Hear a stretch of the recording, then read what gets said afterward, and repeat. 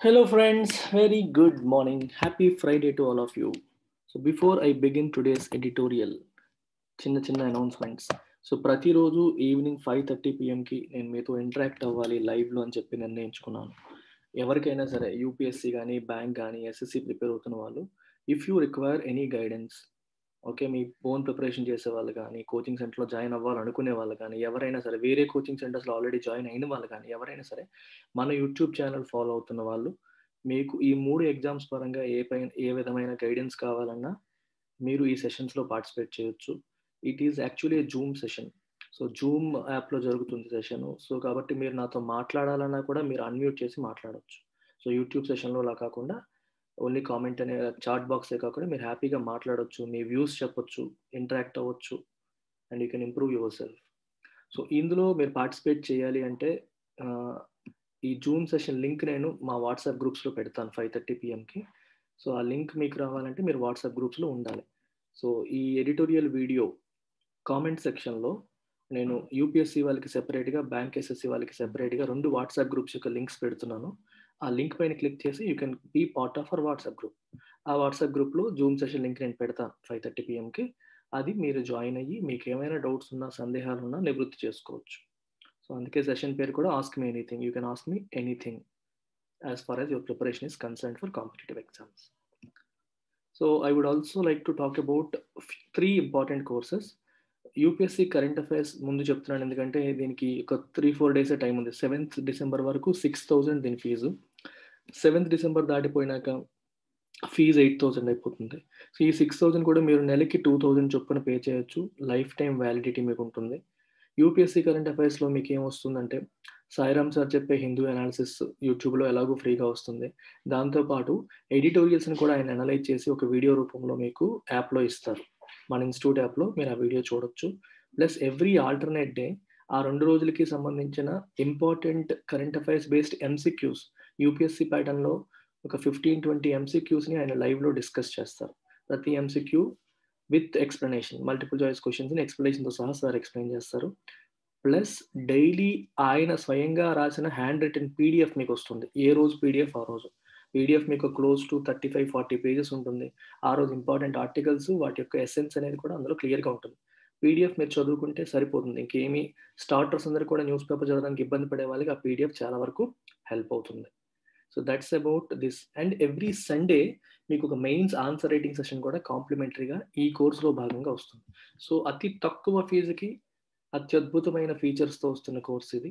And the beauty is life time validity. Life time validity వేరే కోర్సెస్కి వేరు, current అఫైర్స్కి జనరల్గా ఇవ్వరు. ఆ ఒక్క సైకిల్గా ఇస్తారు.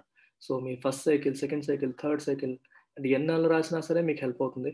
అండ్ డిగ్రీ స్టూడెంట్స్ ఇప్పటి నుంచే మీరు కరెంట్ అఫైర్స్ న్యూస్ పేపర్ చదవడం అలవాటు చేసుకునే వాళ్ళకి మంచి ఫండమెంటల్స్ బేస్ ఫామ్ అయిపోతుంది. By the time you finish your graduation course ఇంకా ఇలా కంటిన్యూ అవుతుంటుంది, మీకు మంచి బేస్ అనేది ఫామ్ అవుతుంది.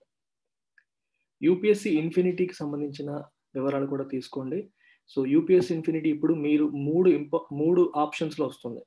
ఒకటి, అప్ ఫ్రంట్ పేమెంట్ ఒకేసారి చేద్దాం అనుకుంటే 40,000, 5 ఇన్స్టాల్మెంట్స్లో కట్టగలుగుతాం అనుకుంటే 45, నెలకి 9,000 చొప్పున మీరు ఇన్స్టాల్మెంట్స్ పే చేయొచ్చు.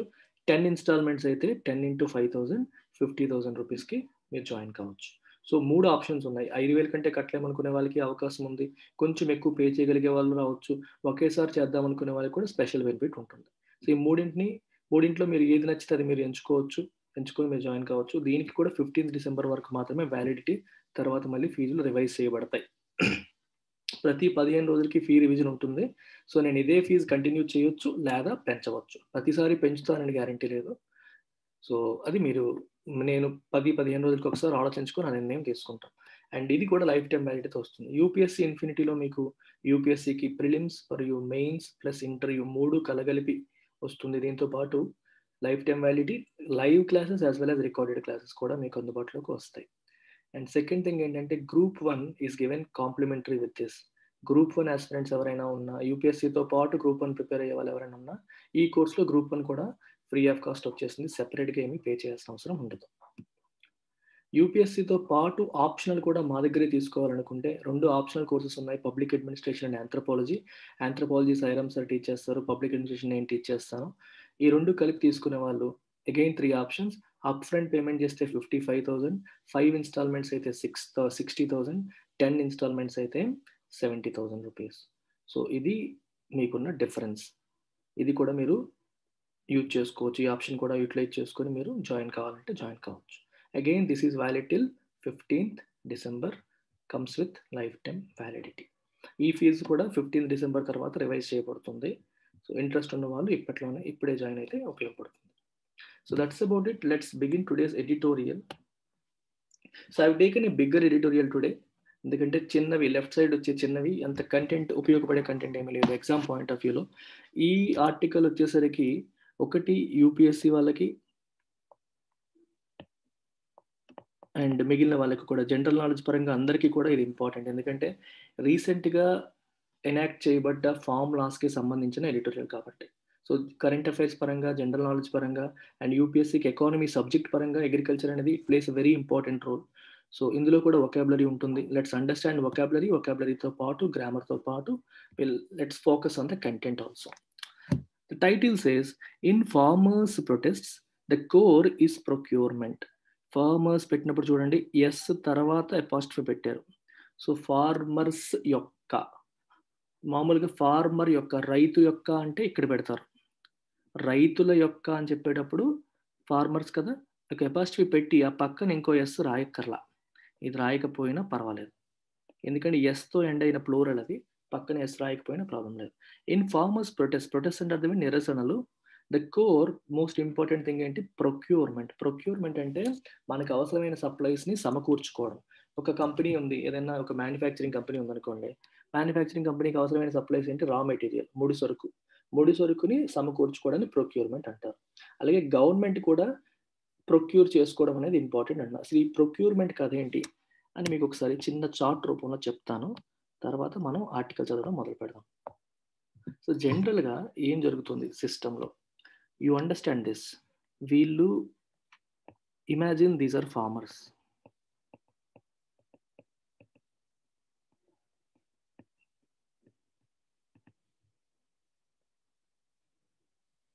This is APMC and FCI. FCI అంటే మీకు తెలిసిందే, food corporation of India. APMC అంటే agriculture produce marketing committee. Okay, so రైతులు మనకి ఫార్మర్స్ ఏం చేస్తారు? పంట పండిస్తారు. రైతుల దగ్గర నుంచి ఫుడ్ కార్పొరేషన్ ఆఫ్ ఇండియా ఏపీఎంసీల ద్వారా, ఈ మార్కెటింగ్ కమిటీస్ ద్వారా రైస్ మరియు ప్యాడీ, ఎక్కువగా ఈ రెండింటిని ప్రొక్యూర్ చేస్తుంది. ఇట్ ప్రొక్యూర్స్ అంటే కొంటుంది. ఫుడ్ కార్పొరేషన్ ఆఫ్ ఇండియా అంటే గవర్నమెంటే కొంటుంది. ఎవరి దగ్గర? రైతుల దగ్గర. ఏ ప్రైస్కి కొంటుంది? At MSP. ఎంఎస్పి అంటే మినిమం సపోర్ట్ ప్రైస్, కనీస మద్దతు ధర. కనీస మద్దతు ధర ఎవరు డిసైడ్ చేస్తారు? గవర్నమెంటే డిసైడ్ చేస్తుంది. మీకు అగ్రికల్చర్ మినిస్ట్రీలో ఉన్న వాళ్ళు డిసైడ్ చేస్తారు. సో వాళ్ళకు కమిటీ ఉంటుంది, వాళ్ళు రికమెండ్ చేస్తారు, డిసైడ్ చేస్తారు. పంట వేసే ముందే గవర్నమెంట్ అనౌన్స్ చేస్తుంది, మినిమం సపోర్ట్ ప్రైస్ ఇది, కనీస మద్దతు ధర, ఈ ధరకు మేము కొనుగోలు చేస్తాము, మీరు హ్యాపీగా పంట వేసేసుకోండి అని రైతులకు ఒక ఇండికేషన్ ఇస్తుంది. సో గవర్నమెంట్ ఈ ధరకి ఎలాగైనా కొనుగోలు చేస్తుంది కాబట్టి రైతులకు ధైర్యం వస్తుంది. వేరే చోట చెల్లదు అనే భయం ఉండదు, కొనరేమో అన్న భయం ఉండదు, మార్కెట్లో తక్కువ రేటుకి అడుగుతారేమో అన్న భయం ఉండదు. ఏ ధరకి కొంటామో ముందే తెలుస్తుంది కాబట్టి రైతులు హ్యాపీగా కల్టివేషన్ చేస్తారు. ప్రభుత్వం ప్రొక్యూర్ చేసిన ఈ ఈ ధాన్యాన్ని మరియు బియ్యాన్ని మరియు గోధుమలు, వీటన్నిటిని ఏం చేస్తుంది? PDS system, public distribution system ద్వారా వీటన్నింటినీ మళ్ళీ ప్రజలకే అందిస్తుంది. మనందరికీ తెలుసు కదా, ఏమంటుంది? రేషన్ షాప్స్ అంటాం. సో రేషన్ షాప్స్ ద్వారా ప్రజలకి అందుతుంది. అయితే ఇక్కడ సెంట్రల్ గవర్నమెంట్ స్టేట్ గవర్నమెంట్స్కి ఇచ్చేస్తుంది, స్టేట్ గవర్నమెంట్స్ పీడిఎస్ ద్వారా ప్రజలకు అందుబాటులో వచ్చేలాగా చేస్తాయి. సో ఇక్కడ వేసే ప్రైస్ అంటే సెంట్రల్ ఇష్యూ ప్రైస్ అంటారు, సబ్సిడైజ్డ్ ప్రైస్ అనమాట. ఇది ఎంఎస్పి అనేది ఎక్కువ ఉంటుంది, కానీ ప్రజలకి, నార్మల్ మన పవర్టీ లైన్ కింద ఉన్న వాళ్ళకి, పైన ఉన్న వాళ్ళకి, అందరికీ కూడా, మీకు రేషన్ కార్డులో ఉన్న వాళ్ళందరికీ కూడా సబ్సిడైజ్డ్ ధరలకే ఈ ఫుడ్ అనేది వస్తుంది. ఇవన్నీ మనకి బియ్యము, ధాన్యము ఇవన్నీ కూడా మనకు వస్తుంటాయి ప్రతి నెల, మనందరికీ తెలిసిందే. సో సిఐపి అనేది జనరల్గా తక్కువ, మనకి 2 రూపాయలకి, 3 రూపాయలకి కిలో బియ్యం కానీ, 5 రూపాయలకి కిలో బియ్యం కానీ వచ్చేస్తుంది. సో గవర్నమెంట్ వాళ్ళ దగ్గర, రైతుల దగ్గర కొనేటప్పుడు ఎక్కువ ఉంటుంది. ఈ రెండింటికి మధ్యలో ఉన్న డిఫరెన్సే గవర్నమెంట్కి వచ్చే సబ్సిడీ భారం. గవర్నమెంట్ ఎక్కువ ధరకి రైతుల దగ్గర కొని తక్కువ ధరకి తక్కువ ధరకి మనకి అందుబాటులోకి తీసుకొస్తుంది. ఎందుకు తీసుకొస్తుంది అంటే ఫుడ్ సెక్యూరిటీ. సో, పేదవాడు మార్కెట్‌లో కొనుక్కోలేని వాడికి ఆహారం సరైన ఫుడ్ తినలేక ఇబ్బంది పడకూడదని అతి తక్కువ సబ్సిడైజ్డ్ ధరలకి ప్రజలకు అందిస్తుంది.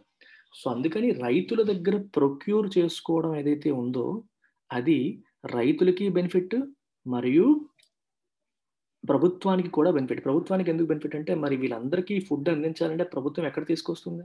ప్రభుత్వం మార్కెట్‌లో కొనాలి అనుకోని వెళ్ళిందనుకోండి, విపరీతమైన డిమాండ్ పెరిగి ఈ వ్యాపారస్తులందరూ విపరీతమైన ధరలు పెంచేస్తారు. అటు గవర్నమెంట్‌కి కూడా అది ఉపయోగం లేదు. అందుకని రైతుల దగ్గర ప్రొక్యూర్ చేసుకొని స్టేట్ గవర్నమెంట్స్ ద్వారా, పబ్లిక్ డిస్ట్రిబ్యూషన్ సిస్టమ్ ద్వారా ప్రజలకు అందించడం అనేది అందరికీ లాభదాయకం, ఉపయోగకరం. ఇది ప్రస్తుతం జరుగుతున్న విధానం. ఈ విధానాన్ని మీరు గుర్తుపెట్టుకోండి. ఇది మైండ్‌లో పెట్టుకొని ఎడిటోరియల్ చదువుదాం. Farmers of Punjab and Haryana need the MSP procurement system, but the government needs it even more for the PDS. దీని అర్థం అదే. పంజాబ్ మరియు హర్యానాలో ఉన్న రైతులకి ఎంఎస్పి ద్వారా ప్రొక్యూర్ చేసుకునే సిస్టమ్, ఎంఎస్పి అని చెప్పాను ఇప్పుడే, మినిమం సపోర్ట్ ప్రైస్, ఈ సిస్టమ్ అనేది అవసరం. కానీ government needs it even more for the PDS. గవర్నమెంట్కి కూడా అంతే అవసరం, అంతకంటే ఎక్కువే అవసరం గవర్నమెంట్కి. ఎందుకంటే పీడిఎస్ ద్వారా ప్రజలకు ఇవ్వాలి. NFSA act, national food security act 2013 చెప్తోంది. సో ఖచ్చితంగా ఇవ్వాలని. ఇది ఆబ్లిగేషన్ గవర్నమెంట్ పైన. ఇవ్వాలంటే ఇస్తాను, లేకపోతే లేదు అనడానికి లేదు. చట్టం ఉంది ఇవ్వాలి అని. సో గవర్నమెంట్ ఖచ్చితంగా ఇవ్వాలి. Farmers' protests have erupted once again in North India. Erupt అంటే అగ్నిపర్వతం ఎరప్ట్ అయింది అంటాం చూడండి. అంటే ఏంటి? బద్దలైంది, ఒక్కసారిగా వచ్చింది, పెళ్ళుబికింది అనే సెన్స్లో. ఈ నిరసనలు కూడా పెళ్ళుబికాయి, ఒక్కసారిగా బయటకు వచ్చాయి నార్త్ ఇండియాలో. The farmers' unions want nothing short of a complete withdrawal of the recently enacted Farm Acts, which they claim will ruin small and marginal farmers. Farmers' unions ఏమంటున్నాయి? They want nothing short of a complete withdrawal. పూర్తిగా withdraw చేయమంటున్నాయి. వేటిని? Recently enacted farm acts. Enact అంటే చట్టంగా చేయబడ్డ, form acts అంటే agriculture సంబంధించిన చట్టాలని విత్డ్రా చేసుకోండి అంటుంది. Which they claim will ruin small and marginal farmers. సన్న మరియు చిన్నకారు రైతులందరినీ కూడా అవి నాశనం చేసేస్తాయి రీసెంట్గా తీసుకొచ్చిన చట్టాలు అనేవి. సో కాబట్టి వాటిని విత్డ్రా చేయాలి అని చెప్పి ఫార్మర్ యూనియన్స్ అంటున్నాయి. అసలు ఈ చట్టాలు ఏం చేసాయి రీసెంట్గా అనేది కూడా కొంచెం లైట్గా చూద్దాం. ఇది ఎన్నోసార్లు నేను ఎడిటోరియల్స్లో కవర్ చేశాను, బట్ తెలియని వాళ్ళ కోసం ఒక్కసారిగా చూద్దాం. ఫస్ట్ థింగ్ ఏంటంటే, ఇప్పుడు మీకు ఇందాక చెప్పాను ఏపీఎంసీ అని. ఈ ఏపీఎంసీ ఏం చేస్తుంది?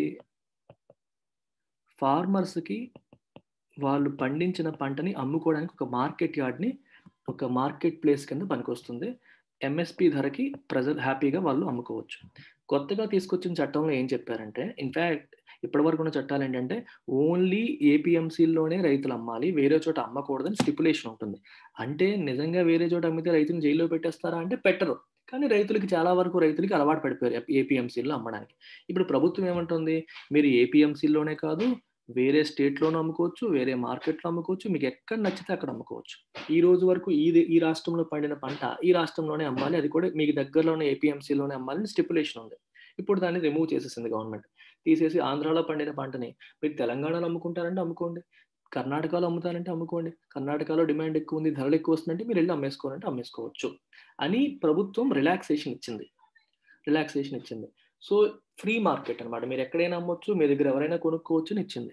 ప్రభుత్వం ఏముంటుంది? ఇది రైతులకు బెనిఫిట్ కదా, ఏపీఎంసీ కావాలంటే ఏపీఎంసీలో ఎంఎస్పీకి అమ్ముతారు, లేదా బయట మార్కెట్లో మీకు ఎంఎస్పీ కంటే మంచి ధర వచ్చింది అనుకోండి, బయట మార్కెట్లో అమ్ముకోండి, ఫ్రీడమ్ మేము మీకే ఇస్తున్నాము అని చెప్పి ప్రభుత్వం చెప్తోంది. కానీ రైతులు ఎందుకు నిరసన వ్యక్తపరుస్తున్నారు? ఇది ప్రభుత్వం యొక్క స్ట్రాటజీ. ఇది ఫస్ట్ ఇలాగే ఫ్రీ మార్కెట్ అంటారు, ఎక్కడ కావాలంటే అక్కడ అమ్ముకోండి అంటారు. ఇప్పుడు ఎలాగో మీరు నచ్చిన చోట మీరు అమ్ముకుంటున్నారు కదా అని చెప్పి ఈ ఎంఎస్పీ సిస్టమ్ని మెల్లగా తీసేస్తుంది ప్రభుత్వం. ఆ మోసపూరితమైన కుట్రపూరిత చర్య ఇది. ప్రస్తుతం ఫ్రీ మార్కెట్ అంటారు, తర్వాత ఎంఎస్పీ సిస్టమ్ తీసేస్తారు. అప్పుడు మాకు గ్యారంటీగా మా దగ్గర కొనే వాళ్ళు ఒకరు ఉంటారన్న అభయం అనేది పోతుంది అని రైతుల బాధ. గవర్నమెంట్ ఏముంటుంది? ఎంఎస్పీ సిస్టమ్ కూడా కంటిన్యూ అవుతుంది, ఏపీఎంసీ కూడా కంటిన్యూ అవుతుంది. ప్యారలల్గా ఇవి ఫ్రీ మార్కెట్ కూడా చేస్తాము, మీకే ఎక్కువ ఆప్షన్స్ ఇస్తామని ప్రభుత్వం ఉంటుంది. కానీ రైతులు ప్రభుత్వాన్ని పూర్తిగా నమ్మట్లేదు. ఎస్పెషల్లీ హర్యానా మరియు పంజాబ్ రాష్ట్రాలకు చెందిన రైతులు వాళ్ళు పండించిన పంటలో మెజారిటీ పంటని ఏపీఎంసీ ద్వారానే అమ్ముతారు. బయట మార్కెట్స్లో వాళ్ళు అమ్మరు, వాళ్ళకి అది అలవాటు అయిపోయింది. సో అందుకని వాళ్ళు ఎక్కువ భయపడుతున్నారు. ఎంఎస్పీ రిమూవ్ చేస్తే మా భవిష్యత్తులో ఏమైపోతాయి, ఏపీఎంసీ రిమూవ్ చేస్తే భవిష్యత్తు ఏమవుతాయి అని చెప్పి భయపడతారు. కానీ రిమూవ్ చేసింది ఆ ప్రభుత్వం చేయలేదు. కానీ చేస్తుందేమో అన్న భయం. అందువల్ల వాళ్ళు ఈ చట్టాన్ని వెనక్కి తీసేసుకోండి, విత్‌డ్రా చేసుకోండి అని చెప్పి చలో ఢిల్లీ అని చెప్పి మొత్తం ఉత్తరప్రదేశ్, పంజాబ్ మరియు హర్యానా రైతులంతా కూడా ఒక్కసారిగా ఢిల్లీ బాట పట్టారు. Their main worry is about a possible withdrawal of the minimum support price and a dismantling of the public procurement of grains. వాళ్ళ భయం అంతా ఇదే. విత్‌డ్రా చేసేస్తారేమో మినిమం సపోర్ట్ ప్రైస్ మరియు dismantling of public procurement of grains. గ్రెయిన్స్ని procure చేసుకునే విధానాన్ని dismantle చేసేస్తారేమో, ఇంకా ఉండదేమో, ఆ సిస్టమ్ మరి ఉండదేమో. డిస్మాంట్లింగ్ అంటే మీరు చూసుకోండి, ఏదైనా వెహికల్కి పార్ట్లకి వెడగొట్టేస్తే ఏమంటుందని డిస్మాంట్లింగ్ అంటాం. అలాగే ఒక సిస్టమ్, పబ్లిక్ ప్రొక్యూర్మెంట్ సిస్టమ్ ఉంది. ఈరోజు ఏపీఎంసీస్ ఉన్నాయి, ఎఫ్సిఐ ఉంది, గొడౌన్స్ ఉన్నాయి, పీడిఎస్ సిస్టమ్ ఉంది. ఇంకా ఒక్కొక్కటి ఇప్పుడు ఏపీఎంసీస్ రిమూవ్ చేస్తారనుకోండి, ఒక పార్ట్ ఓడిపోయింది, ఒక పార్ట్ ఓడిపోతే మెల్లిగా మిగిలిన కూడా పోతాయి. ఆ రకంగా డిస్మాంట్లింగ్ సిస్టమ్ అంతా కూడా డిస్మాంటిల్ చేసేస్తారు అనే భయంతో, వర్రీతో రైతులు ఉన్నారు. They also contend that by leaving farmers to the mercy of the open market, the stage has been set for large private players to take over agriculture. ఇంకా ఏమంటున్నారు, ఇంకా కంటెంట్ అంటే ఆర్గ్యూ. వాళ్ళు ఏం ఆర్గ్యూ చేస్తున్నారంటే, by leaving farmers to the mercy of open market, open మార్కెట్లో మీకు నచ్చిన చోట అమ్ముకోండి అని మీరంటే, ఇదంతా మార్కెట్ పైన డిపెండ్ అవుతుంది. పెద్ద పెద్ద వ్యాపారస్తులు అందరూ మార్కెట్ని వచ్చేస్తారు, మేము మీ దగ్గర కొనం, ఈ ధరకి ఇస్తేనే కొంటాం, ఇట్లాంటివి చేసే అవకాశాలు ఉంటాయి, మాకు అటువంటి నాలెడ్జ్ ఉండదు. జనరల్గా రైతులు మాకు పంట పండించడం తెలిసి తప్పితే ఇట్లాంటివి తెలియదు అనే భయంతో ఉంటారు. సో కాబట్టి వాళ్ళు ఏం చెప్తే మేము చేయాల్సి వస్తుంది. ఇప్పటికి దళారుల వల్ల మోసపోతున్నాం, ఇప్పుడు వ్యాపారస్తులు మమ్మల్ని మోసం చేస్తారేమో అన్న భయానికి రైతులు లోన్ అవుతున్నారు. And the stage has been set for large private players to take over agriculture. Private players అందరూ కూడా, కార్పొరేట్స్ అన్ని కూడా ఎంటర్ అయిపోతాయి, అగ్రికల్చర్ వాళ్ళు టేక్ ఓవర్ చేసేస్తారు అనేది రైతుల యొక్క భయం. ఎపీ సెంటర్ ఆఫ్ ది అన్రెస్ట్ అంటే ఈ డిస్టర్బెన్స్ ఎక్కడైతే ఉందో, ఎపీ సెంటర్ అంటే మెయిన్ ఎక్కడ జరుగుతుంది, మెయిన్ ప్లేస్ ఎక్కడి నుంచి ఈ డిస్టర్బెన్స్ అనేది మొదలైంది అనేది ఎపీ సెంటర్ అంటే main. On the other hand the government claims that, government ఏం చెప్తుంది, క్లెయిమ్స్ అంటే చెప్తుంది, says that the acts will only increase options for farmers in the output markets, that the MSP procurement system will continue and that there is absolutely no plan to dismantle the system. నేను ఇందాక చెప్పినట్టే government ఏముంటుంది, ఈ కొత్త చట్టాలు అనేవి రైతులకి options పెంచుతున్నాయి. అంటే మీరు ఏపీఎంసీలో అమ్మాలంటే ఏపీఎంసీలో అమ్మొచ్చు, బయట మార్కెట్లో అమ్మాలంటే బయట మార్కెట్లో అమ్మొచ్చు, వేరే స్టేట్స్లో అమ్మాలంటే వేరే స్టేట్స్లో కూడా అమ్మొచ్చు. సో మీకు ఆప్షన్స్ అనేవి పెరుగుతున్నాయి ఈ కొత్త చట్టం వల్ల. That the MSP procurement system will continue. MSP ద్వారా మనం ప్రొక్యూర్ చేసుకునే సిస్టమ్ కూడా కంటిన్యూ అవుతుంది, అది మేము డిస్మాంటిల్ చెయ్యము. And there is absolutely no plan to dismantle the system. సిస్టమ్ని డిస్మాంటిల్ చేసే ప్లాన్ మాకు లేదు అని ప్రభుత్వం చెప్తోంది. To support its claims, the government points to the fact that there is absolutely no mention of either MSP or procurement in the acts. తను చెప్తున్న మాటల్ని సపోర్ట్ చేయడానికి ప్రభుత్వం ఏం చెప్తుంది, గవర్నమెంట్ ఏం చెప్తుంది, government points to the fact, దేనికి పాయింట్అవుట్ చేస్తుంది, that there is absolutely no mention of either MSP or procurement in the acts. ఈ చట్టాల్లో ఎంఎస్పీ గురించి కానీ ప్రొక్యూర్మెంట్ గురించి అని ఎటువంటి మెన్షన్ చేయబడి లేదు. కొత్త చట్టాల్లో ఎంఎస్పీ గురించి రాయలేదు, ప్రొక్యూర్మెంట్ గురించి రాయలేదు. ఒకవేళ వాటిని మేము డిస్మాంటిల్ చేయాలి అనుకుంటే రాసేవాళ్ళం కదా. సో మేమేమీ రాయలేదంటే మాకు డిస్మాంటిల్ చేసే ఉద్దేశం లేదు అనేది ప్రభుత్వం ఉద్దేశం. So why are farmers so agitated as to go on a march to Delhi, which according to reports even turned ugly in several places. మరి అలాంటప్పుడు ఫార్మర్స్ ఎందుకంత యాజిటేట్ అయిపోతున్నారు, ఎందుకంత ఇబ్బంది పడిపోతున్నారు, ఎందుకంత భయపడిపోతున్నారు? As to go on a march to Delhi, అంతమంది ఒక మార్చ్ అంటే తెలుసు కదా మీకు, ఒకరి తర్వాత ఒకరు వరుస ఒక ప్రొసెషన్ లాగా, ఒక జాతర లాగా ట్రాక్టర్లు వేసుకొని ఇంతమంది ఎందుకు వెళ్ళారు, ఎందుకు ఇంత యాజిటేట్ అవుతున్నారు ఫార్మర్స్, రైట్, ఎందుకు ఇంత ఆందోళన పొందుతున్నారు అనేది తెలియట్లేదు. Which according to reports even turned ugly in several places. కొన్ని ప్లేసెస్లో అగ్లీ అయిపోయిందంటే గొడవలు అవుతున్నాయి, సైనికులు వచ్చారు, వీళ్ళని కంట్రోల్ చేయడానికి వాళ్ళు కొట్టడం, ఇవన్నీ కూడా. సో ఇది కూడా జరుగుతుంది కొన్ని చోట్ల. సిచ్యువేషన్ అనేది అవుట్ ఆఫ్ కంట్రోల్ కూడా జరుగుతుంది. ఎందుకు రైతులు ఎంతగా భయపడుతున్నారు? It needs to be noted that the protests are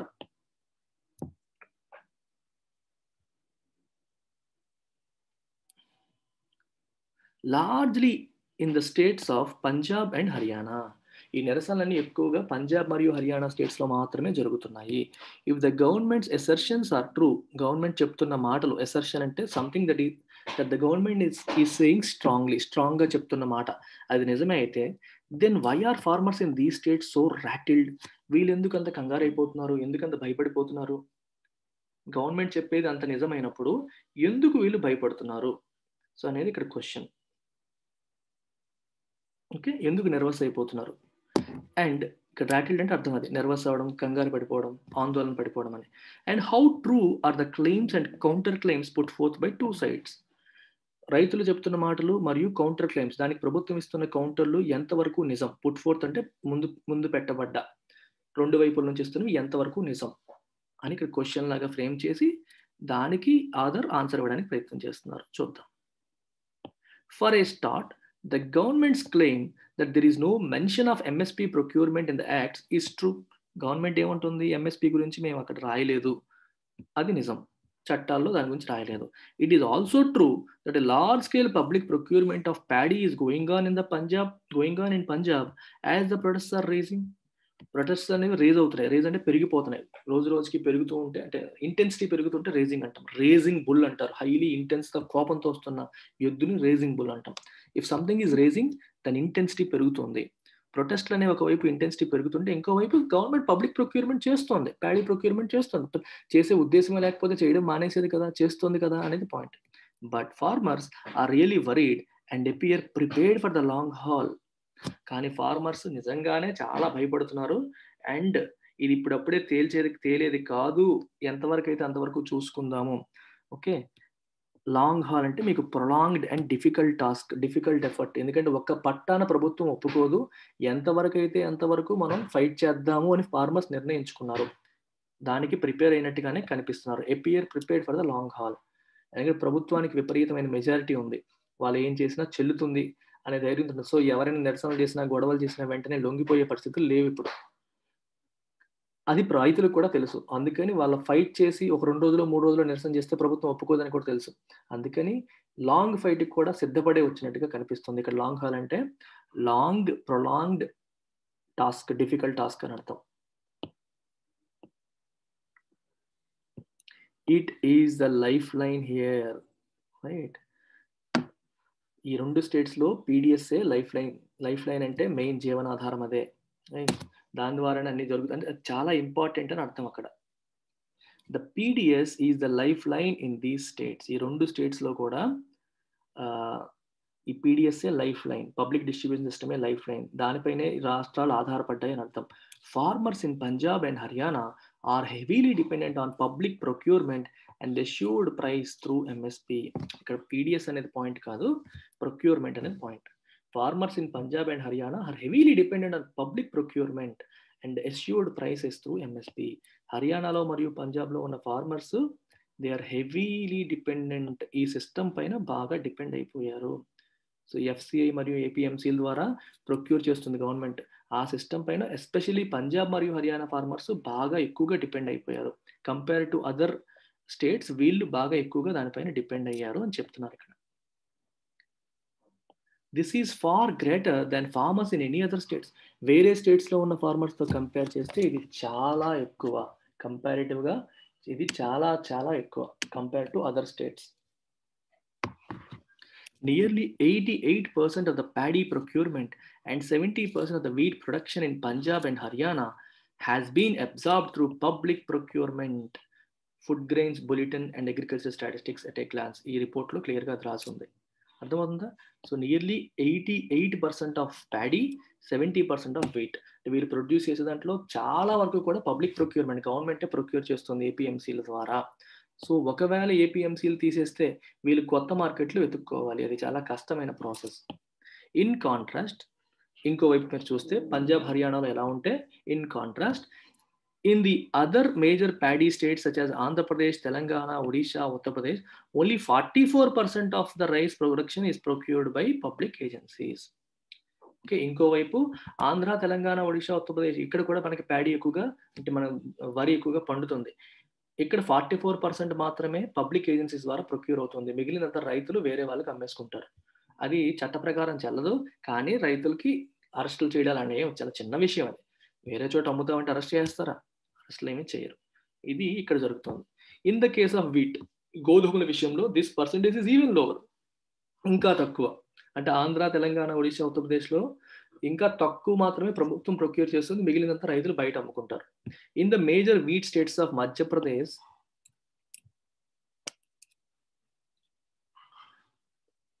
and Uttar Pradesh, only a quarter, 23% of the production is procured by public agencies. Uttar Pradesh, Madhya Pradesh లో కూడా only 23% government procurement జరుగుతుంది, మిగిలినంతా కూడా ప్రైవేట్ బయటనే అమ్ముకుంటారు. This clearly shows the heavy dependence of farmers in Punjab and Haryana on MSP and the public procurement system. మీరు ఆంధ్ర రైతులతో compare చేసిన, తెలంగాణ రైతులతో కంపేర్ చేసిన, పంజాబ్ హర్యానా రైతులు ఎంఎస్పీ సిస్టమ్ మీద హెవీగా డిపెండెంట్ అయి ఉన్నారు. అందుకే ఈ బిల్లులు వచ్చినప్పటి నుంచి హర్యానా, పంజాబ్లో ఉన్న రైతులు ఎక్కువగా యాజిటేట్ చేస్తున్నారు. మన వైపు అసలు నిరసనలు కూడా లేవు. ఎందుకంటే మనం అది లేకపోయినా మన వాళ్ళకి ఏమి భయం ఉన్నట్టుగా కనిపించట్లేదు. ఇప్పుడు ప్రెజెంట్ కూడా ఎక్కువగా దాని మీద డిపెండ్ అవ్వట్లేదు కాబట్టి. పంజాబ్, హర్యానాలో 88% ప్యాడీకి, 74-75% వీటికి దానిపైనే డిపెండ్ అవుతున్నారు. అందుకనే వాళ్ళు భయపడుతున్నారు, ఒకవేళ ప్రభుత్వం తీసేస్తుందేమో అని. ఇంకోటి ఏంటంటే ఎంఎస్పీకి చట్టబద్ధత లేదు. మినిమం సపోర్ట్ ప్రైస్ సిస్టమ్కి దీన్ని బ్యాక్ చేసే యాక్ట్ ఏమీ లేదు. ప్రభుత్వం యాజ్ ఎ కన్వెన్షన్ రైతులు సపోర్ట్ చేయడానికి చేస్తుంది, కానీ ఎంఎస్పీ ఇవ్వాలి అని చట్టం లేదు. సో ఎంఎస్పీ సడన్ గా తీసేసిన ప్రభుత్వం యొక్క చర్యని మనం కోర్టులో క్వశ్చన్ చేయడానికి కూడా లేదు, ఎందుకంటే చట్టం ఏమీ లేదు. ఎన్ఎఫ్ఎస్ఏ చట్టం ఉంది, నేషనల్ ఫుడ్ సెక్యూరిటీ యాక్ట్కి చట్టం ఉంది. రేషన్ బియ్యం ఆపేస్తాను అంటే అవ్వదు, ఎందుకంటే ప్రభుత్వం ఒక చట్టం ఉంది. దాని బదులు ఏదైనా మనకి మనీ అన్న ఇవ్వాలి, సబ్సిడీ అన్న ఇవ్వాలి, ఏదో ఒకటి చేయాలి ప్రభుత్వం ఫుడ్ సెక్యూరిటీ ఎన్ష్యూర్ చేయడానికి. ప్రజలందరికీ ఆహార భద్రత కల్పించడం అనేది ప్రభుత్వం యొక్క బాధ్యత. చట్టం కూడా చేశారు 2013లో. ఎంఎస్పీకి చట్టం ఏమీ చేయలేదు. అందుకే రైతులకు భయం, తీసేయాలని తీసేస్తారు, వాళ్ళ ఇష్టం ప్రకారం అయిపోతుంది అని. ఇన్ ఏ సెన్స్ ఒక రకంగా this system has been the life line of these states. అందుకే ఎంఎస్పీ సిస్టమ్ అనేది ఈ 2 స్టేట్స్కి లైఫ్ లైన్, దానిపైనే డిపెండ్ అవుతున్నారు అందరూ కూడా అని. ఇప్పుడు గంగా నది, river Ganges is the life line to the farmers of Bihar, Uttar Pradesh అంటాం. అక్కడ ఉన్న రైతులకి అది లైఫ్ లైన్, అంటే దానిపైన ఆధారపడుతున్నారు. అదే జీవనాధారాన్ని కల్పిస్తుంది. లైఫ్ లైన్ అంటే ఆ సెన్స్లో మనం తీసుకోవాలి. It is conceivable, it is imaginable, అంటే మనం అనుకోవచ్చు, ఇమాజిన్ చేయవచ్చు ఏమని, then that any disruption to the system real or perceived will cause a major upheaval. కాబట్టి మనం ఏం ఊహించుకోవచ్చు, కన్సీవబుల్ అంటే, కన్సీవ్ అంటే ఒక ఇమాజినేషన్ అనమాట, ఇమాజిన్ చేయడం. మనం ఏం ఇమాజిన్ చేయొచ్చు, డిస్రప్షన్, ఈ సిస్టమ్కి ఏమైనా డిస్రప్షన్ జరిగితే, అంటే ప్రెసెంట్ ఉన్న సిస్టమ్ ఏమైనా మారింది అనుకోండి, డిస్రప్షన్ వచ్చింది అనుకోండి, అప్పుడు ఏమవుతుంది, రియల్ ఆర్ పర్సీవ్డ్, నిజంగా జరిగినా లేదా పర్సీవ్డ్ అంటే వీళ్ళు అనుకున్నా సరే, పర్సీవ్ అంటే భావించడం. ఒకవేళ డిస్రప్షన్ అయిపోతుందేమో అని వీళ్ళు భావించిన, నిజంగా డిస్రప్షన్ వచ్చినా, అంటే ఏంటి, ఏపీఎంసీస్ రద్దు చేసేసి ఎంఎస్పీ సిస్టమ్ తీసేసి రైతులు మీరు ఓపెన్ మార్కెట్లో అమ్ముకోండి, మీకు ఎలాగ అలవాటు అయిపోయింది కదా ప్రభుత్వం చేసింది అనుకోండి, నిజంగా చేసినా చేస్తుందనే భావన కలిగిన will cause a major upheaval, right. అది ఒక విపరీతమైన భయాన్ని, అప్హీవల్ అంటే ఏంటంటే ఒక హ్యూజ్ డిస్రప్షన్ అని అర్థం. ఓకే, ఒక వైలెంట్ డిస్రప్షన్, సడన్ చేంజ్ అనే మీనింగ్స్ వస్తాయి అప్హీవల్కి. Create change involving a lot of trouble, అది చాలా ట్రబుల్ని క్రియేట్ చేసే చేంజ్ అయిపోతుంది అని అర్థం. The farmers are now up in arms against the government as they perceive their very existence to be at stake. అందుకే ఫార్మర్స్ అంతా ఏంటి, they are now up in the arms అంటే అర్థం ఏంటి, ప్రొటెస్టింగ్ విగరస్లీ, చాలా స్ట్రాంగ్గా, ఎనర్జెటిక్గా ప్రభుత్వంతో ఫైట్ చేస్తున్నారు, నిరసన చేస్తున్నారు. ఎందుకని, ఎందుకంటే ఇక్కడ యాజ్ అనేది బికాజ్లా వచ్చింది. They perceive their very existence to be at stake. మన ఎగ్జిస్టెన్సే ఉంటుందా ఉండదా అనే భయంతో వాళ్ళు ఉన్నారు. రేపు పొద్దున మొత్తం తీసేసారనుకోండి, రైతు అనేవాడే ఉండడు, మొత్తం కార్పొరేట్లో ఆక్యుపై చేసేస్తాయి, ఓపెన్ మార్కెట్ అయిపోతుంది, వాళ్ళు ఏ ధర అంటే ఆధార్కే మనం ఇవ్వాల్సి వస్తుందేమో, మనకు వాళ్ళతో మాట్లాడడం రాదు. ఇట్లాంటి చాలా ఆస్పెక్ట్స్ రైతులకి ఈరోజు భయాన్ని, ఆందోళనని కలిగిస్తున్నాయి. సో కాబట్టి they fear for their existence. మన మనుగడకే ఇది ఒక ప్రశ్న, మన మనుగడే ప్రశ్నార్థకం అయ్యే పరిస్థితులు కనిపిస్తున్నాయి. ఎగ్జిస్టెన్స్ అంటే మనుగడ అంటాం కదా, అదే ఇప్పుడు రిస్క్లో పడిపోయింది. ఎట్ స్టేక్ అంటే రిస్క్లో పడింది, something at stake is in a risky position అని అర్థం. ఇక్కడ మీరు రిస్క్ అని తీసుకోవచ్చు. ఇప్పుడు గవర్నమెంట్ మీకు ఎలా చెప్తారంటే, ఇండియా 2 మ్యాచ్లు ఓడిపోయింది, ఆస్ట్రేలియాకి ఇండియాకి జరిగిన మ్యాచ్లో. ఇప్పుడు 3వ మ్యాచ్లో కూడా గెలిచినా మనకు కప్పు రాదు, కానీ వాట్ ఈజ్ అట్ స్టేక్, మన పరువు, రెప్యుటేషన్. మూడింట్లో ఓడిపోతే పరువు పోతుంది. ఒకటన్నా గెలిస్తే కొంచెమన్నా పరువు నిలబడుతుంది. The countries the teams reputation is at stake అంటాం. సో అలా మీరు అర్థం చేసుకోవచ్చు. ఎట్ స్టేక్ అంటే ఆ రకమైన మీనింగ్ మీరు తీసుకోవచ్చు. ఓకే, ఎట్ రిస్క్ అని అర్థం. గవర్నమెంట్స్ ఆబ్లిగేషన్స్, గవర్నమెంట్కి ఆబ్లిగేషన్స్ ఉన్నాయి. రైతులు వాళ్ళ పాయింట్ ఆఫ్ వ్యూలో వాళ్ళు ఆలోచిస్తారు, కానీ గవర్నమెంట్కి కూడా 100 ఆబ్లిగేషన్స్ ఉన్నాయి. ఎంఎస్పీ సిస్టమ్ లేకపోతే గవర్నమెంట్ పరిస్థితి కూడా దారుణంగా ఉంటుంది. ఎందుకంటే మరి పీడిఎస్కి ఎలా అందిస్తుంది? పబ్లిక్ డిస్ట్రిబ్యూషన్ సిస్టమ్కి ఫుడ్ గ్రెయిన్స్ అందించాలంటే ప్రభుత్వం కూడా కొనుగోలు చేసే కదా అందించాలి. రైతుల దగ్గర కొనుగోలు చేసుకుంటే అట్లీస్ట్ ఎస్యూడ్గా ఎన్ని వస్తాయని తెలుస్తుంది. రైతుల దగ్గర కొనుగోలు చేయకుండా ఓపెన్ మార్కెట్లో కొనుగోలు చేయాల్సి వచ్చింది అనుకోండి, ప్రభుత్వం యొక్క భారం పెరిగిపోవచ్చు. ఈ కార్పొరేట్స్ వీళ్ళంతా రైతుల దగ్గర తక్కువ ధరకు కొనేసి ప్రభుత్వానికి ఎక్కువ ధరకు అమ్మినా అమ్మొచ్చు. ఇలాంటి ప్రాబ్లమ్స్ ఉంటాయి. గవర్నమెంట్ ఆబ్లిగేషన్ అంటే బాధ్యతలు, డ్యూటీస్ అని అర్థం. The government needs to continue procurement to, government కూడా ప్రొక్యూర్మెంట్ ని కంటిన్యూ చేయాలి. What is missed in this scenario is that if farmers of Punjab and Haryana need the procurement system, the government needs it even more. ఈ entire scene లో మనం ఏది miss అవుతుంది ఈ సినారియోలో? ఫార్మర్స్ ఇన్ పంజాబ్ అండ్ హర్యానాకి procurement system అవసరం అయితే గవర్నమెంట్ కి ఇంకా ఎక్కువ అవసరం. ఫార్మర్స్ కంటే కూడా గవర్నమెంట్ కి ఎక్కువ అవసరం. This is because of it's obligations under the PDS and the national food security act. మీకు చెప్పాను already, national food security act 2013 ప్రకారం ప్రభుత్వం లైఫ్ సైకిల్ సపోర్ట్ ఇవ్వాలి. ఎన్ఎఫ్ఎస్ఏ గురించి ఒక చిన్న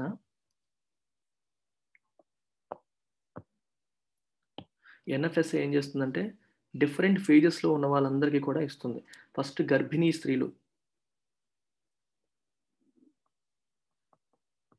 గర్భిణీ స్త్రీలకి పోషకాహారాలు అందించడం, తర్వాత చిన్న పిల్లలకి 0 to 6 months పిల్లలకి, గర్భిణీ స్త్రీలకి వీళ్ళందరికీ అందించడం, తర్వాత mid day meal scheme 0 to 6 months ఒక కేటగిరీ.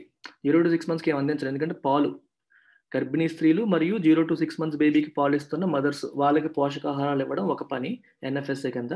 తర్వాత 6 నెలల నుంచి 5 సంవత్సరాల పిల్లలకి అంగన్వాడీస్ ద్వారా బాలామృతం ఇట్లాంటివి ఇస్తారు కదండి, అంగన్వాడీస్ ద్వారా ఇవ్వడం అది ఒక పని.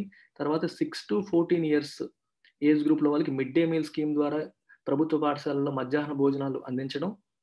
ఆ తర్వాత పెద్దవాళ్ళకి పీడిఎస్ సిస్టమ్ ద్వారా రేషన్ అందించడం. ఇలా 4 కేటగిరీస్. మీకు గర్భిణీ స్త్రీలు, తర్వాత 6 months to 6 years బేబీస్కి అంగన్వాడీ, 6 years to 14 years వాళ్ళకి మిడ్ డే మీల్ స్కీము, మిగిలిన వాళ్ళకి అంటే మనలాంటి పెద్దవాళ్ళందరికీ కూడా పీడిఎస్ సిస్టమ్. ఇలా 4 అన్ని స్టేజెస్ కవర్ అయిపోయేలా చూడండి. గర్భిణీ స్త్రీ బిడ్డ కడుపులో ఉన్నప్పటి నుంచి 0 to 6 months, తర్వాత 6 to 6 years, 6 to 14 years, మిగిలిన వాళ్ళందరికీ పీడిఎస్ కింద. ఈ రకంగా ఎంటైర్ లైఫ్ సైకిల్ అప్రోచ్ అంటారు ఎన్ఎఫ్ఎస్ఏలో. అంటే డిఫరెంట్ స్టేజెస్లో ప్రభుత్వం తన సపోర్ట్ తను చేస్తుంది ఆహార భద్రత కల్పించడానికి. ఇది చట్టం. సో ఈ చట్టాన్ని గౌరవించాల్సిన అవసరం ఉంది.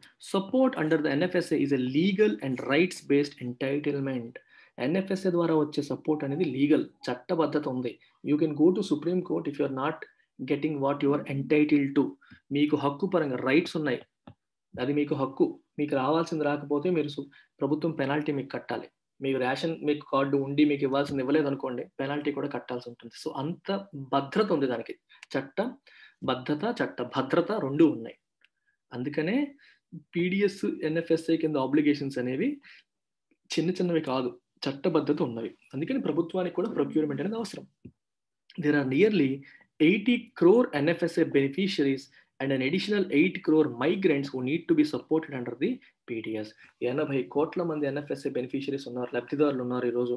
అండ్ మరియు 8 కోట్ల మంది మైగ్రెంట్స్ కూడా పీడిఎస్ ద్వారా సపోర్ట్ చేయబడుతున్నారు. The government needs an uninterrupted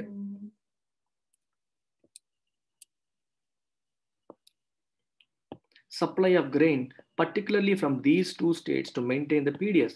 PDS maintain చేయాలంటే గవర్నమెంట్ కూడా అన్ఇంటరప్టెడ్ సప్లై ఆఫ్ గ్రెయిన్, ఈ ధాన్యాలు మరియు గోధుమలు ఇవన్నీ కూడా అన్ఇంటరప్టెడ్ సప్లై ఉండాలి, మధ్యలో ఇంటరప్షన్ లేకుండా సప్లై ఉండాలి. ఎందుకు? To maintain the PDS, public distribution system maintain చేయాలంటే సప్లై ఆఫ్ గ్రెయిన్స్ జరగాలి. అవి కూడా ఎక్కువగా పండేవి పంజాబ్ హర్యానా రాష్ట్రాలే కాబట్టి, పర్టికులర్లీ ఫ్రమ్ దీస్ 2 states ఎక్కువగా పండుతాయి. ఆ రాష్ట్రాల్లోనే ఎక్కువగా ఎంఎస్పీ ద్వారా ప్రొక్యూర్. ఎందుకంటే రైతులందరూ కూడా ఏపీఎంసీస్కి అమ్మేస్తారు. గ్రీన్ రెవల్యూషన్ వచ్చింది అక్కడే కదా, అందుకని అక్కడ ఎక్కువగా పంటల అన్ని ఎక్స్పెరిమెంట్స్ అక్కడే జరిగాయి. In the last 3 years, nearly 40% of the total paddy production in the country 45 million tons and 32% of the wheat production has been procured by public agencies to supply the PDS. గత 3 సంవత్సరాలుగా దేశం మొత్తంలో 40% paddy మరియు 32% wheat production అనేది public ఏజెన్సీసే procure చేశాయి. ఎందుకు? To supply to PDS, public distribution system ద్వారా to supply the PDS distribution system ద్వారా ప్రజలకు అందించడానికి. This year due to the onset of novel corona virus pandemic and the migrant crisis, the government has earmarked much larger quantities for public distribution.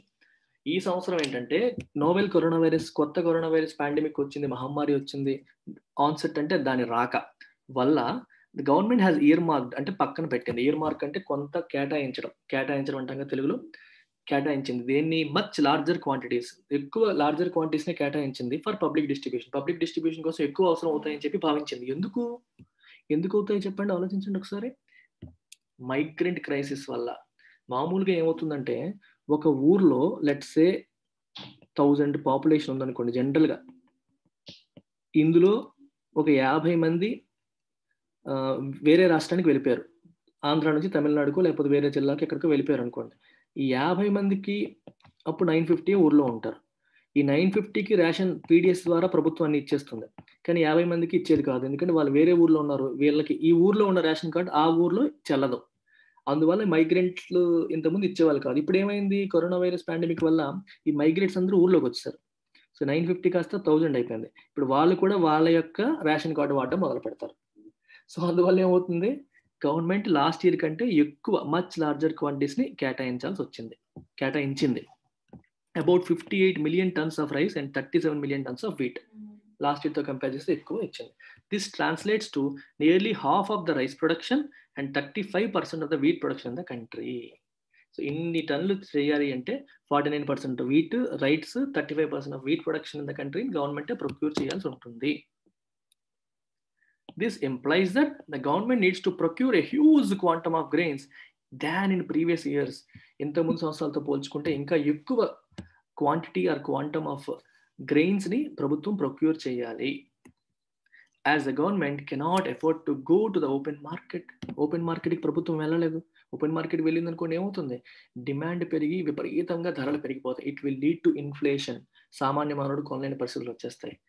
That is a recipe for disaster. Sure recipe. ఖచ్చితంగా that leads to disaster as prices will skyrocket. ఒక్కసారిగా పెరిగిపోతాయి, స్కైరాకెట్, ఆకాశాన్ని అంటుతాయి. And with the stock restrictions gone under the recent Essential Commodities Act. Essential commodities act లో కూడా ఈ మధ్యన మార్పు తీసుకొచ్చారు. ఇంతకు ముందు ఏం చేశారంటే కొన్ని కమోడిటీస్ ని మీరు హోర్డింగ్ చేయకూడదు. హోర్డింగ్ అంటే అర్థం ఏంటి? దాచిపెట్టడం అంటే ఇప్పుడు ఎసెన్షియల్ కమోడిటీస్ ఖచ్చితంగా మనకి అవసరమైనవి అనుకునేవి ఈ రైతులు గిడ్డంగుల్లోనూ వాటిల్లోనూ దాచిపెట్టేశారు అనుకోండి, ఆర్టిఫిషియల్ స్కేర్సిటీ ఆఫ్ ఫుడ్ వస్తుంది. ఐటమ్స్ ఉన్నప్పుడు కూడా వీళ్ళు దాచేస్తారు. ధరలు పెరిగినప్పుడు అమ్ముదాంలే అని, ధరలు తక్కువ కొన్ని దాచేస్తారు, బయట దాచేసి తర్వాత అమ్ముతారు. అది ఇంతవరకు చెల్లేది కాదు. ఇప్పుడు దాంట్లో యాక్ట్లో చిన్న మోడిఫికేషన్స్ తీసుకొచ్చి మీరు హోర్డింగ్ చేసుకోవచ్చు. ఇన్ఫ్యాక్ట్ దానిపైన పెనాల్టీలు ఏం పడవని ప్రభుత్వం మార్పులు తీసుకొచ్చింది. సో కాబట్టి స్టాక్ రెస్ట్రిక్షన్స్ కూడా ఇప్పుడు లేవు. సో కాబట్టి ఏం చేస్తారు? There is a possibility of large scale hoarding. Okay, ప్రభుత్వానికి చాలా ఎక్కువగా ఆర్టిఫిషియల్ స్కేర్సిటీ క్రియేట్ చేయడం కోసం అమ్మకుండా దాచేసే అవకాశం ఉంది. ఒకసారి ధరలు పెరిగే అమ్ముదాంలే అని చెప్పి చేసే అవకాశాలు కూడా ఉంటాయి. Why these states matter? ఈ స్టేట్స్ ఎందుకు అవసరం? ఎందుకు అవి important? If the government intends to procure such huge quantities of grains, then it needs to turn to these two states. అంత huge quantities of grains government procure చేయాలి అని అనుకుంటే, intention ఉంటే అనుకుంటే, it needs to turn to these two states. ఈ రెండు states వైపు చూడాలి. Because it is these states that have always been in the forefront in supplying grains to procurement agencies. ఎందుకంటే ఈ రెండు స్టేట్సే ఎప్పుడు కూడా have always been in the forefront in supplying grains to procurement agencies. Procurement agencies కి grains supply చేయడంలో ఎప్పుడు ముందుండేవి ఈ రెండు స్టేట్స్. ఎందుకంటే ఈ రెండు స్టేట్స్ లోనే మాక్సిమం రైతులంతా కూడా ఉన్నదంతా కూడా ప్రభుత్వానికే అమ్మేస్తారు. అంటే ఏపీఎంసీలోనే అమ్మకాలు చేస్తారు. సో ప్రభుత్వం కూడా హ్యాపీగా అక్కడే ప్రొక్యూర్ చేసుకుంటూ ఉంటుంది. Nearly 35% of the rice and 62% of the wheat procured in the last 3 years has been from these states. దేశం మొత్తంలో ప్రభుత్వం ప్రొక్యూర్ చేసిన మొత్తం రైస్ లో 35% ఈ రెండు స్టేట్స్ నుంచే, 62% ఈ రెండు స్టేట్స్ నుంచే. అంటే ఈ రెండు స్టేట్స్ ప్రభుత్వానికి ఎంత ఇంపార్టెంట్ కూడా ఆలోచించండి. Also nearly 50% of the total coarse grains came from these 2 states. Coarse గ్రెయిన్స్లో కూడా నియర్లీ 52% ఈ 2 స్టేట్స్ నుంచే వస్తున్నాయి. Thus, the government has little option but to continue its procurement from these 2 states in the foreseeable future. కాబట్టి గవర్నమెంట్కి little అంటే no option, but to continue. అర్థమైందా? గవర్నమెంట్కి వేరే ఆప్షన్ ఏమీ లేదు, కంటిన్యూ చేయడం మాత్రమే. To continue its procurement from these states in the foreseeable future. Okay, సమీప భవిష్యత్తులో మనకు కనిపిస్తున్న భవిష్యత్తు ఈ 2 స్టేట్స్ నుంచి ప్రొక్యూర్ చేయడం తప్పితే గవర్నమెంట్కి వేరే ఆప్షన్ లేదు. అందుకని ఒక రకంగా రైతులు భయపడాల్సిన పని లేదనే మీనింగ్ వస్తుంది. ఈవెన్ ఆఫ్టర్ ద కోవిడ్-19 సిచ్యువేషన్ ఇంప్రూవ్స్, కోవిడ్-19 సిచ్యువేషన్ ఇంప్రూవ్ అయిన తర్వాత కూడా, and the migrant crisis abates, migrant crisis తగ్గిపోయిన తర్వాత కూడా, అబేట్ అంటే ఒక బ్యాడ్ సిచ్యువేషన్ యొక్క తీవ్రత తగ్గడం అని అర్థం. ఓకే, సిచ్యువేషన్ సంక్షోభం యొక్క తీవ్రత తగ్గిన తర్వాత కూడా the obligations under the NFSA will continue. NFSA వల్ల నేషనల్ ఫుడ్ సెక్యూరిటీ యాక్ట్ తో ఉన్న ఆబ్లిగేషన్స్ అనేవి కంటిన్యూ అవుతాయి. అది కోవిడ్-19 తో సంబంధం లేదు, మైగ్రెంట్ క్రైసిస్ తో సంబంధం లేదు, దేంతో సంబంధం లేదు. ఆబ్లిగేషన్స్ అనేవి కంటిన్యూ అవుతూనే ఉంటాయి. ప్రజలకి సబ్సిడైజ్డ్ ధరల్లో ఇవ్వాల్సిన బాధ్యత ప్రభుత్వానికి ఉంది ఆ చట్టం ప్రకారం. సో ఖచ్చితంగా చేయాలి. So it is clear that dismantling the procurement system is neither in the interest of the farmers nor the government. కాబట్టి ప్రొక్యూర్మెంట్ సిస్టమ్ డిస్మాంటిల్ చేయడం అనేది అది రైతులకి ప్రయోజనకారి కాదు, ప్రభుత్వానికి ప్రయోజనకారి కాదు. In the interest of farmers అంటే వాళ్ళకి ప్రయోజనం లేదు, గవర్నమెంట్కి కూడా ప్రయోజనం లేదు. దేర్ఫోర్ ఇట్ ఈస్ ఇంపెరిటివ్ అంటే important that the government reaches out to the farmer groups and assures them of the indispensability of MSP procurement system. కాబట్టి ప్రభుత్వం ఏం చేయాలి? What is important? Government should reach out to these farmer groups. ఈ farmer గ్రూప్స్కి వాళ్ళ దగ్గరికి వెళ్ళి వాళ్ళని కలిసి చెప్పాలి. అష్యూర్స్ దెమ్, అష్యూర్ అంటే అర్థం ఏంటి? నమ్మకాన్ని కలిగించడం, అభయం ఇవ్వడం. దేనికి సంబంధించి అభయాన్ని ఇవ్వాలి? Indispensability of MSP procurement system. MSP procurement system లేకపోతే మీకే కాదు మాకు కూడా పని అవ్వదు. Indispensable, this is absolutely necessary. Indispensable అంటే అర్థం ఏంటి? Absolutely necessary. అది అబ్సల్యూట్లీ నెససరీ, మీకే కాదు మాకు కూడా అని వాళ్ళకి నమ్మకం కలిగించాల్సిన బాధ్యత ప్రభుత్వం పైనే ఉంది. The government needs to start this initiative immediately to allay their legitimate concerns. ప్రభుత్వం ఈ పని ఇమీడియట్ గా స్టార్ట్ చేయాలి. allay అంటే రిమూవ్ ఫియర్స్, వాళ్ళకున్న భయాల్ని తొలగించడానికి, తగ్గించడానికి, ఆందోళనని భయాన్ని రిలీవ్ చేయడానికి. రైట్, వాళ్ళకున్న ఎటువంటివి? లెజిటిమేట్ కన్సర్న్స్ అంటే అర్థం ఏంటి? వాళ్ళకున్న నిజమైన కరెక్ట్ అయిన ఆందోళనలు, వాళ్ళకి రీజనబుల్ లాజికల్ గా ఉన్న వాళ్ళకున్న ఆందోళనని తగ్గించడానికి లేదా రిమూవ్ చేయడానికి ప్రభుత్వం వెంటనే ఈ పని చేయాలి. ఇంప్రూవ్మెంట్స్ నీడెడ్, ఇంకా కొన్ని ఇంప్రూవ్మెంట్స్ అవసరమైన ఉన్నాయి. ఏంటవి? Apart from addressing the core issue of MSP procurement system, many more improvements are needed in the acts. Okay, MSP procurement system విషయంలో రైతులకు ఎష్యూరెన్స్ ఇవ్వడంతో పాటు ఇంకొన్ని కోర్ ఇంప్రూవ్మెంట్స్ కూడా అవసరం ఈ చట్టాల్లో. The absence of regulatory mechanism. ఎందుకు regulatory mechanism? To ensure fair play by private players vis farmers. రైతుల విషయంలో ప్రైవేట్ ప్లేయర్స్ వాళ్ళని మోసం చేయకుండా రెగ్యులేట్ చేయడానికి ఒక మెకానిజం ఈ రోజు లేదు. ప్రైవేట్ ప్లేయర్స్ ఎందుకు వస్తారు? బయట వాళ్ళకి అమ్మేసుకోవచ్చు అన్నారు, ప్లస్ కాంట్రాక్ట్ ఫార్మింగ్ కూడా తీసుకొచ్చారు.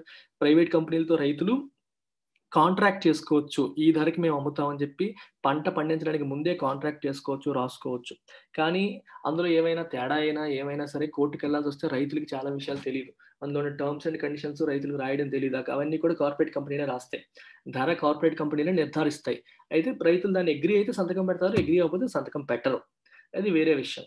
అయినప్పటికీ కూడా ఒక రెగ్యులేటరీ మెకానిజం ఉంటే ఎవరెవరినన్నా మోసం చేయకుండా వాళ్ళ దగ్గరికి వెళ్ళడానికి ఉంటుంది. ప్రజెంట్ ఆ రెగ్యులేటరీ మెకానిజం లేదు, రెగ్యులేట్ చేసే మెకానిజం అనేది లేదు. పర్యవేక్షించి రెగ్యులేట్ చేసేది ఇప్పుడు చూడండి, బ్యాంకులు రెగ్యులేట్ చేయడానికి రిజర్వ్ బ్యాంక్ ఆఫ్ ఇండియా ఉంది, స్టాక్ మార్కెట్స్ రెగ్యులేట్ చేయడానికి సెబీ ఉంది. అలాగే ఇలాంటి సిస్టమ్ రెగ్యులేట్ చేయడానికి ఒక మెకానిజం, ఒక సిస్టమ్ అనేది లేదు. టు ఎన్ష్యూర్ ఫెయిర్ ప్లే, అంతా పద్ధతిగా న్యాయంగా జరిగేలాగా చూడడానికి. And the lack of transparency in trade area transactions are 2 of the major limitations. Transparency, పారదర్శకత కూడా లేదు ట్రాన్సాక్షన్స్ విషయంలో. ఈ 2 కూడా మేజర్ లిమిటేషన్స్ అంటే రెస్ట్రిక్షన్స్, బ్యాడ్ థింగ్స్.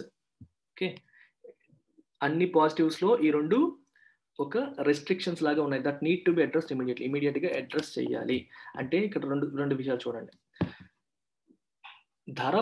ఇప్పుడు ధర ఎలాగా డిసైడ్ చేయాలి అంటే ఫార్మర్స్ కార్పొరేట్ కంపెనీస్ చేస్తాయి, రైతులు వాటికి ఇష్టమైతే సంతకం పెడతారు, లేకపోతే లేదని ప్రభుత్వం చట్టాల్లో చెప్పేసింది. కానీ ధర ఎలా నిర్దేశిస్తారు? ఎలా డిసైడ్ చేస్తారు? దానికి ఏమైనా ఫార్ములా ఉందా? ఎంఎస్‌పీ కంటే ఎక్కువ ఉండాలని, దీనికంటే తక్కువ ఉండాలని ఇలా ఏమైనా చెప్పారా? చెప్పలేదు. ఒక రూల్ ఏమైనా చెప్పారా? చెప్పలేదు. అలా చెప్పుంటే రైతులకి ఇంకొంచెం క్లారిటీ వచ్చేది. కార్పొరేట్ కంపెనీలు మీరు ఏ ధర పెట్టినా అది ఎంఎస్‌పీ కంటే ఎక్కువ ఉండాలనో, లేకపోతే తక్కువ ఉండాలనో, లేదా ఇంత ఇంత పర్సెంటేజ్ ఉండాలనో ఎటువంటి రూల్సు లేవు. కార్పొరేట్ కంపెనీసే డిసైడ్ చేసుకోవచ్చు అన్నారు. డిసైడ్ చేస్తే ఎందుకు డిసైడ్ చేశారని కూడా చెప్పాల్సి ఉంటుంది. అది డాక్యుమెంట్‌లో రాయాలని చెప్పారు తప్పితే డెసిషన్ అనేది ప్రభుత్వం ఇన్వాల్వ్ అవ్వట్లేదు. కార్పొరేట్ కంపెనీస్‌కి వదిలేసింది. ప్రభుత్వం ఇన్వాల్వ్ అయిపోతే కార్పొరేట్ కంపెనీస్ రావు కదా! ఈ ధరకే కొనాలంటే మేమెందుకు కొంటామని చెప్పి వాళ్ళు రారు. వాళ్ళు లెక్క వేసుకుంటారు. ఏ ధరకి కొంటే మాకు ప్రాఫిట్ వస్తుందని చెప్పి ఆ ధరకే కొనాలని చెప్పి వాళ్ళు డిసైడ్ చేస్తారు. అది ఒక corporate companies point of view. ప్రభుత్వం కూడా అందుకనే వాళ్ళకి ఫ్రీడమ్ ఇచ్చేసింది. అందువల్ల రైతులకు తెలీదు ఏ ధరకి కొంటారనేది క్లారిటీ లేదు. వాళ్ళు చెప్తారు అగ్రీమెంట్‌లో అది యాక్సెప్టబుల్ అయితే చేయాలి లేకపోతే లేదు. అందుకని ఇలాంటి యాస్పెక్ట్స్ అన్నీ కూడా ఓపెన్‌గా వదిలేసింది ప్రభుత్వం. రైతుల ఎక్స్‌పెక్టేషన్ అంటే ఓపెన్‌గా వదిలేయకుండా ప్రభుత్వమే అందులో ఇన్వాల్వ్ అయ్యి ఈ పద్ధతిలో మీరు ధర కాలిక్యులేట్ చేయండి అని చెప్పుంటే బాగుండేదని feeling. That need to be addressed immediately. The severe trust deficit that resulted from the way farm bills have been rushed through needs to be addressed by adopting a conciliatory approach towards farmers and the states. ఇది చాలా చాలా important aspect. Trust deficit. Trust అంటే నమ్మకం, deficit అంటే కొరత. ఎందుకు వచ్చింది ఇది? సివియర్, అది కూడా సీరియస్‌గా. ఎందుకు వచ్చింది? ప్రభుత్వం పైన రైతులకి నమ్మకం ఎందుకు తగ్గింది? that resulted from the way farm bills have been rushed through. పార్లమెంట్‌లో వీటికి సంబంధించి జరగాల్సినంత చర్చ జరగలేదు. అపోజిషన్ పార్టీలకి మాట్లాడే అవకాశం ఎక్కువగా ఇవ్వలేదు. చర్చ కనీసం 4, 5 రోజులు, వారం రోజులు డెసిషన్ జరిగి, చర్చలు జరిగి, వాళ్ళు లేవనెత్తే అన్ని అంశాలకి ప్రభుత్వం ఓపికగా సమాధానం చెప్పి, తర్వాత ఓటింగ్ పెట్టాల్సిందే. అలా పెట్టకుండా వాళ్ళని సస్పెండ్ చేసేసి ఎంపీస్‌ని, రైట్, మూజువాని ఓటు, వాయిస్ ఓట్‌తో వీటిని పాస్ చేసేశారు రాజ్యసభలో గట్రా. సో ఇలా చేయడం అనేది రైతులకి ప్రభుత్వం పైన నమ్మకాన్ని తగ్గించింది. ఏదో ఇందులో తేడా ఉండి ఉంటుంది. అందుకనే ప్రభుత్వం ఇలా చేసి ఉంటుంది అని చెప్పి వాళ్ళు అనుమానించే స్థాయికి వచ్చేసింది. ఇది ఈ ట్రస్ట్ డెఫిసిట్ ఏదైతే ఉందో that needs to be addressed. దాన్ని ఇప్పుడు అడ్రెస్ చేయాలి. దాన్ని సరిదిద్దాలి. ఏ రకంగా? బై అడాప్టింగ్ అంటే ఫాలోయింగ్. దేన్ని ఫాలో అవ్వాలి? కన్సీలియేటరీ అప్రోచ్. కన్సీలియేటరీ అంటే ఫ్రెండ్లీ, అంటే డిఫరెన్సెస్ తీసేలాగా, శత్రుత్వ భావనలు, ఈ ట్రస్ట్ లేని భావన తీసేలాగా, నమ్మకం కలిగించేలాగా కన్సీలియేటరీ అప్రోచ్ తీసుకొని ఎవరి వైపు? ఫార్మర్స్ పట్ల మరియు స్టేట్స్ పట్ల. అలాంటి అప్రోచ్ ప్రభుత్వం తీసుకొని ఈ ట్రస్ట్ డెఫిసిట్ని కూడా అడ్రస్ చేయాలి అని అర్థం. Okay, that's it. Thank you very much. So agriculture is a very, very important aspect as far as economy, Indian economy is concerned. Indian ఎకానమీలో లాస్ట్ ఇయర్ కూడా తీసుకుంటే అగ్రికల్చర్ నుంచి ఎక్కువ క్వశ్చన్స్ కూడా రావడం జరిగింది ప్రిలిమ్స్లో, మెయిన్స్లో కూడా చాలా ఇంపార్టెంట్ ఆస్పెక్ట్ ఇది. ఇండియన్ ఎకానమీ ఎల్టెక్ క్లాసెస్లో నేనే టీచ్ చేస్తాను. You can join economy infinity నేను ఆఫర్ చేస్తున్న కోర్సు ఇది. మీరు జాయిన్ అవ్వచ్చు. దీని ఫీజు యాక్చువల్గా 8,000, 4+4 2 ఇన్స్టాల్మెంట్స్లో కట్టొచ్చు. ఒకేసారి కడితే 7,500కి ఆఫర్ చేస్తాం. జాయిన్ అవ్వాలనుకుంటే 9241262391 ఈ నెంబర్కి కాల్ చేసి జాయిన్ అవ్వచ్చు. అలాగే ఇంగ్లీష్ ఇంప్రూవ్ చేసుకోవాలనుకునే వాళ్ళు కూడా ఇదే నెంబర్కి కాల్ చేసి నా ఇంగ్లీష్ ఇన్ఫినిటీ కోర్స్లో కూడా మీరు జాయిన్ అవ్వచ్చు. బ్యాంక్, ఎస్ఎస్సి ఏ కోర్స్ కావాలన్నా you can take down this number, call up and join. That's it. Thank you very much.